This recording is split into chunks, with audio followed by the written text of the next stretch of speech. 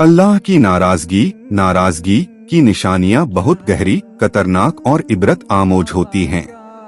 जब इंसान गुनाहों, गुरूर या अल्लाह की नाफरमानी में हद से बढ़ जाता है तो अल्लाह ताला मुख्तलिफ तरीकों से अपनी नाराजगी जाहिर फरमाता है। ज़ैल में अल्लाह की नाराजगी की कुछ आम निशानियां बयान की जा रही हैं। दिल का सख्त हो जाना। जब इंसान के दिल से नरमी, रहम, तौबा की तलब और खौफे खुदा खत्म हो जाए तो यह अल्लाह की नाराजगी की अलामत है। कुरान।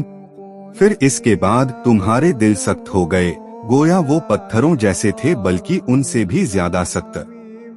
सूरतुल बकरा 74। गुनाहों को मामूली समझना।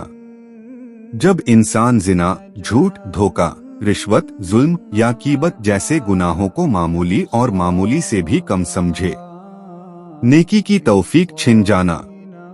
नमाज, कुरान, जिक्र, सदका, नेकी के कामों से दिल उचाट हो जाए या सुस्ती आ जाए, यह बहुत बड़ी निशानी है कि अल्लाह नाराज है। दुआओं का कबूल न होना। मुसलसल दुआएं करना मगर कोई कबूलियत न हो। इसका एक सबब अल्लाह की नाराजगी हो सकती है, खास तौर पर अगर गुनाहों पर इसरार हो। आजमाइशों का मुसलसल आना बतौर अज़ाब। अगर आजमाइशें इस्लाह का जरिया बनने की बजाय हलाकत, बर्बादी, घबराहट और अंधेरों का सबब बनने लगें तो यह अल्लाह के गज़ब की अलामत हो सकती है। जालिमों का गालिब आ जाना। जब जालिम, फासिक और बदकिरदार लोग हुकूमत करने लगें तो यह कौम पर अल्लाह का गज़ब होता है। रिस्क में बेबरकती। बज़ाहिर आमदनी ज्यादा हो मगर पैसे में बरकत न हो, दिल खुश न हो, बीमारियां, कर्जे और परेशानियां हो, यह अल्लाह की नाराजगी का असर हो सकता है। तन्हाई में गुनाह पर जुर्रत। जब इंसान तन्हाई में अल्लाह से नहीं शर्माता और ढिठाई से गुनाह करता है। नेकी करने वालों से नफरत।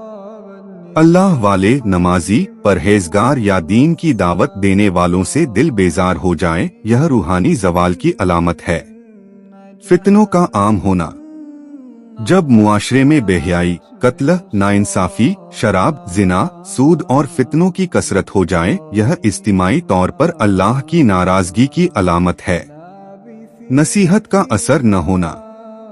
जब कुरान, हदीस या उल्मा की नसीहत दिल पर असर न करे और इंसान को लगे कि यह सब गैर जरूरी बातें हैं तो यह रूहानी मौत की अलामत है। गुनाह करते वक्त दिल में शर्म का न होना।